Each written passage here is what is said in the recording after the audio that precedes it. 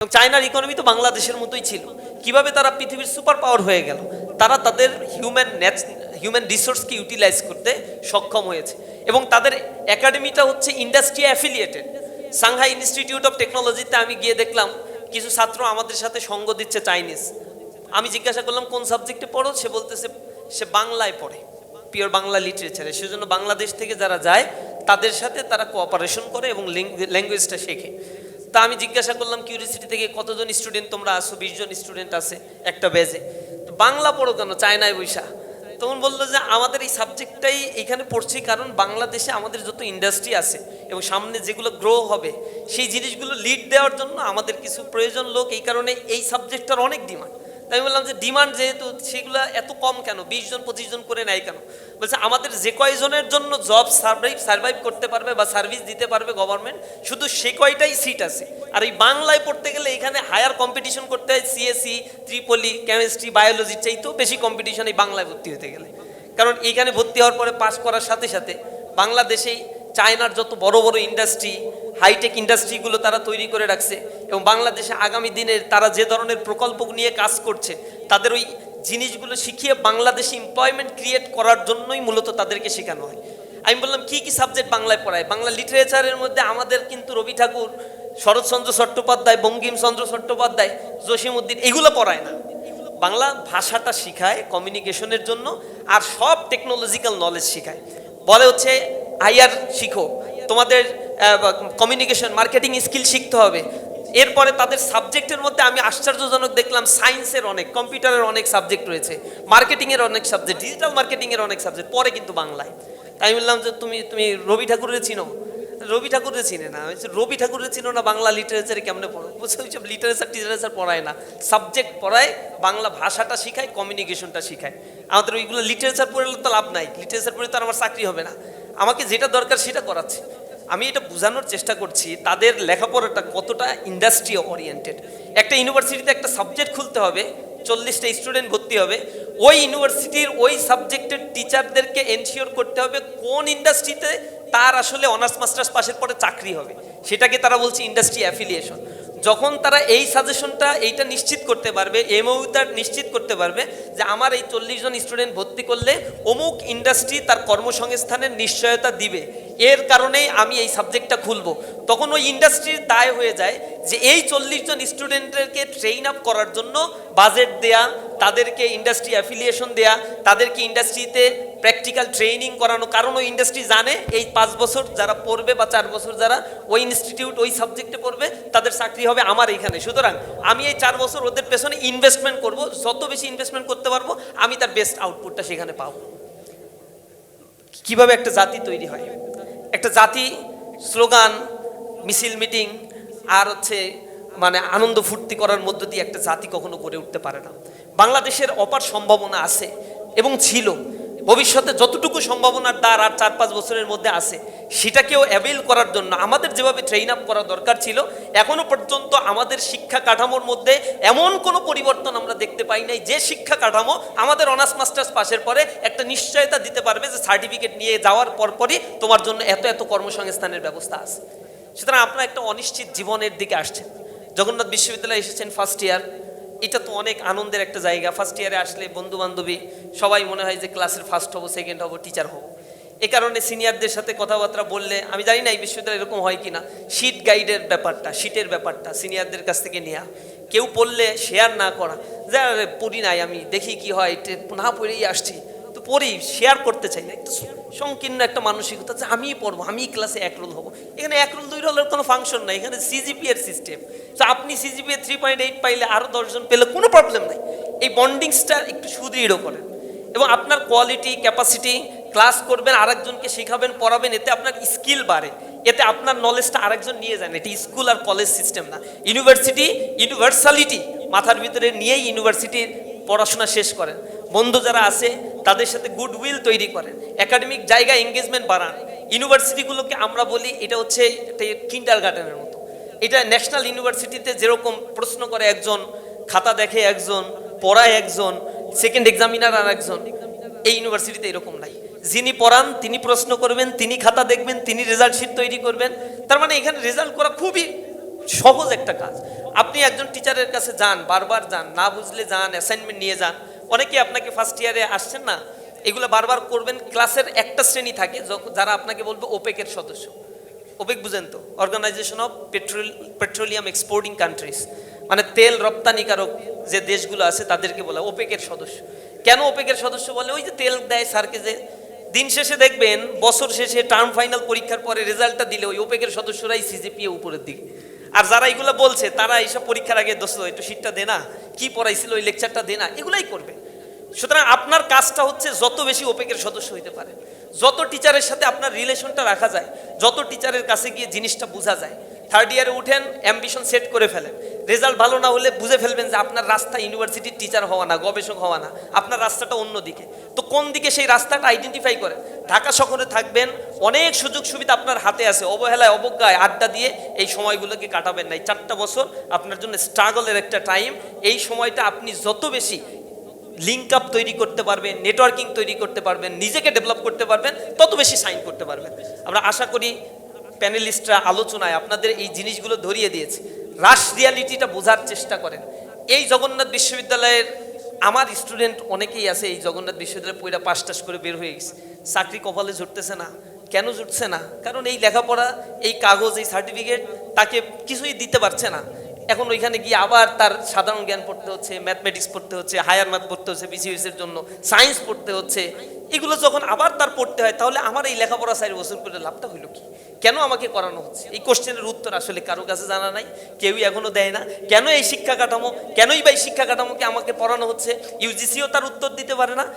কোনো একটা অদৃশ্য হস্ত এখানে কার্যক্রম পরিচালনা করছে, যার কারণে আমার দেশের এই রেডিক্যাল পরিবর্তনটা হচ্ছে না, যেটা হতে হবে। অনেক সম্ভাবনা আমার এই দেশের মধ্যে আছে, ইন হাউস।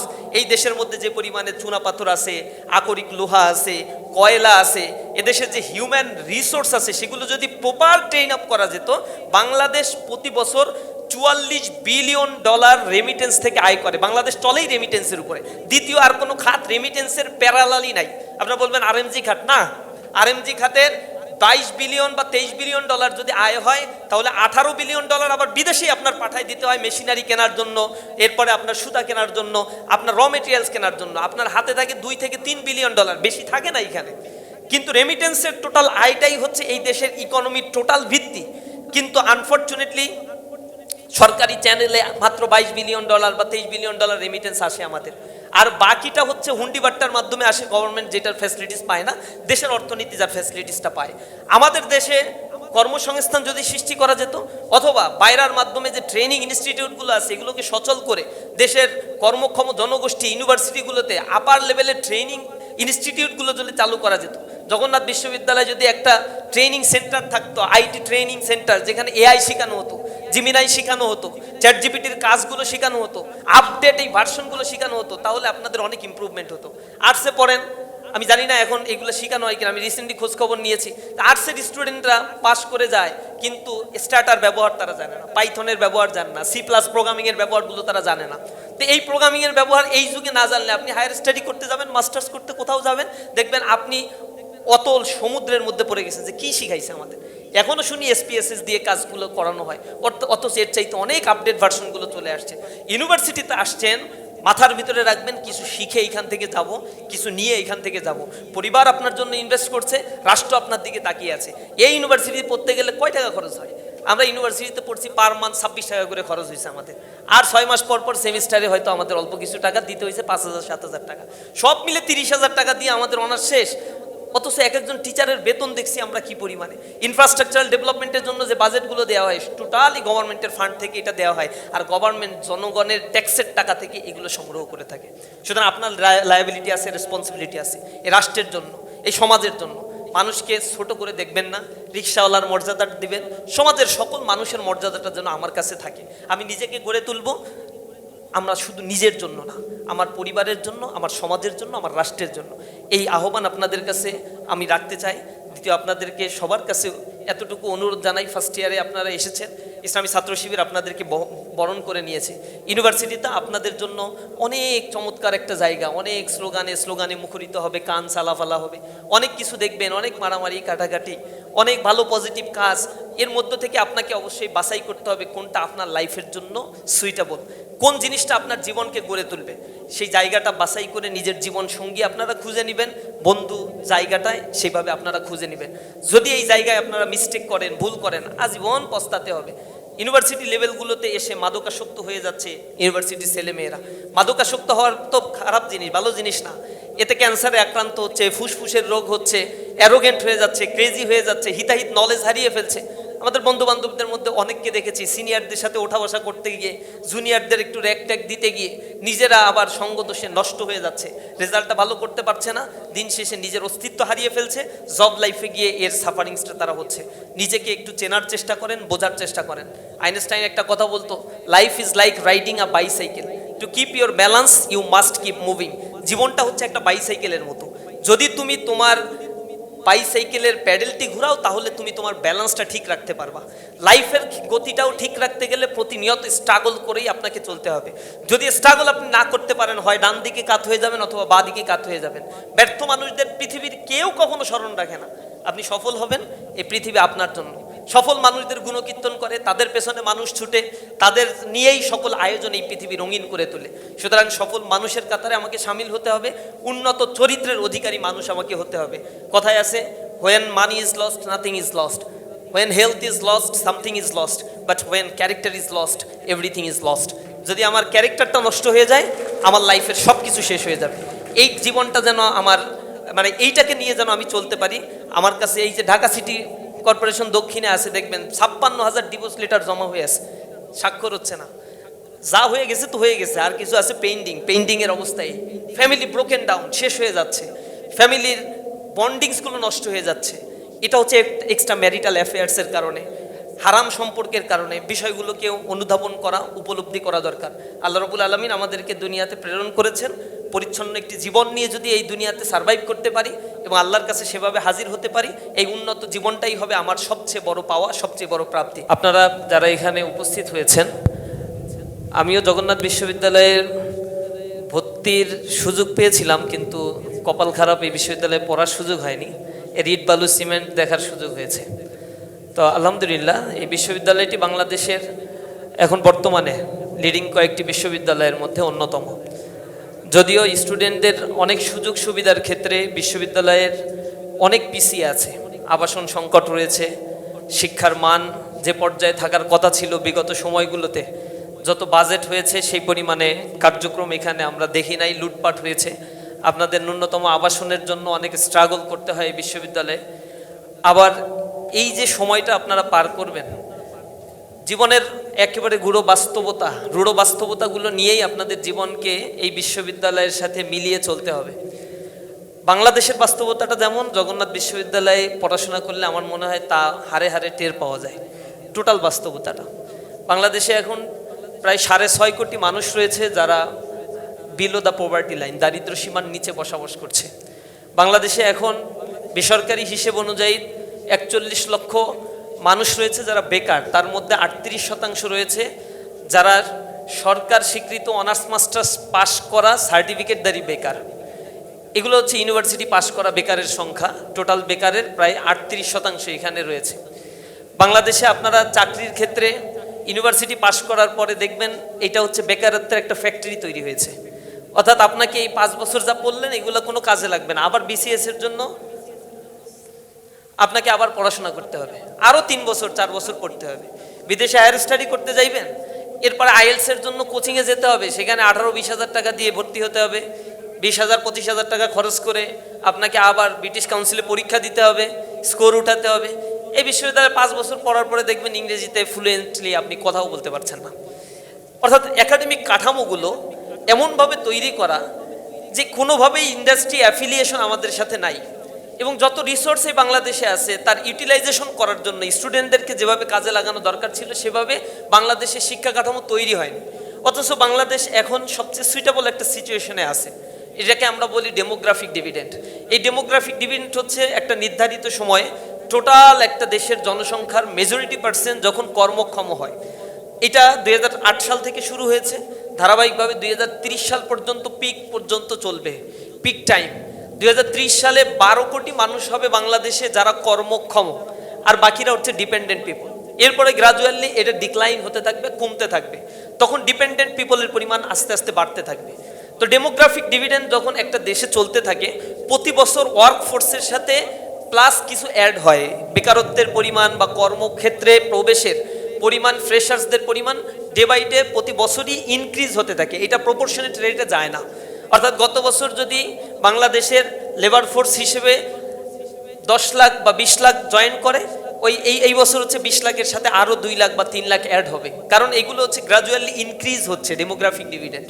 আর এই ডেমোগ্রাফিক ডিভিডেন্ড সুবিধার সাথে সাথে একটা দেশের জনসংখ্যাকে যদি জনসম্পদে রূপান্তর করা না যায়, তখন একটা বড় প্রবলেম হয়। আর একটা বড় প্রবলেম আমাদের জন্য ধেয়ে আসছে, যেটা হচ্ছে লেবার ইকোনমি থেকে ক্যাপিটাল ইকোনমিতে কনভার্ট হয়ে যাওয়া।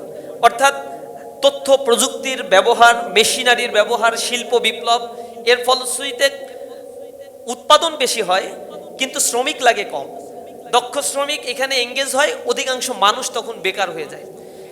আর পুঁজিপত্তিতার কারণে কিছু মানুষের কাছে সম্পদের পাহাড় জমে যায়, আর অধিকাংশ মানুষ হচ্ছে দারিদ্র সীমার নিচে বসবাস করে। এ কারণে একটা সরকারের সাস্টেইনেবল একটা পরিকল্পনা করার প্রয়োজন হয়, কর্মসংস্থান সৃষ্টি, কোন খাতে বেকারত্ব দূরীকরণের জন্য ট্রেনিং দেওয়া প্রয়োজন, সেই জিনিসগুলো তৈরি করার জন্য বাংলাদেশেও কিছু প্ল্যান আছে, মেগা প্ল্যান, ডেল্টা প্ল্যান যেটা বলি, কিন্তু আনফর্চুনেটলি এই প্ল্যানগুলো কোনো ওয়ার্ক করে না এখনো পর্যন্ত। 2024-26 সাল পর্যন্ত কোনো প্ল্যান এখন পর্যন্ত ভালোভাবে ফাংশন করে নাই, যার ফলে বেকারত্বের পরিমাণ গ্রাজুয়ালি বেড়েছে। আর্টসের স্টুডেন্ট, কমার্সের স্টুডেন্ট, কলা মানবিক, এগুলোতে আরও বেশি বেকারত্বের সংখ্যা। সায়েন্সে পড়ার পরে কোনো না কোনো জায়গায় চাকরি বাকরি তার কিছু না কিছু হচ্ছে, কিন্তু আর্টসের জন্য আরও দুর্ভাগ্য অপেক্ষা করছে আপনাদের জন্য। যদিও বাংলাদেশে অ্যাভেলেবেল রিসোর্স আছে, বাংলাদেশের ইকোনমি ফ্লারিশ করার সুযোগ আছে, দেশে এক্সপ্যানশনারি মানিটারি পলিসি বা ফিসকাল পলিসি নিয়েছে, এটার প্রপার ইউটিলাইজেশন অ্যান্ড ট্রান্সপারেন্সিটা এনশিওর করার মধ্য দিয়ে এদেশে বেকারত্বের সমস্যা দূর করার সুযোগ ছিল। কিন্তু সরকারের এখানে যথেষ্ট সদিচ্ছার অভাব রয়েছে, এবং দুর্নীতি বন্ধ করা সরকারের পক্ষে খুবই কঠিন, কারণ এখানে কোনো মোরাল গ্রাউন্ড আমাদের পলিটিক্যাল পার্টির নেতাদের মধ্যে আসলেই পাওয়া যায় না।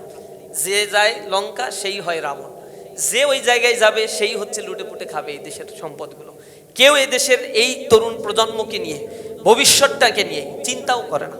পৃথিবীর ওয়েস্টার্ন সোসাইটিগুলোতে আপনি যান, ইউরোপ আমেরিকায় যান, তাও দরকার নাই, বাংলাদেশের পার্শ্ববর্তী চায়নায় যান, আপনি পার্শ্ববর্তী ভিয়েতনাম, লাওস, এইসব জায়গাগুলোতে গিয়েও যদি দেখেন তাদের ইকোনমি কিভাবে তারা ফ্লারিশ করেছে,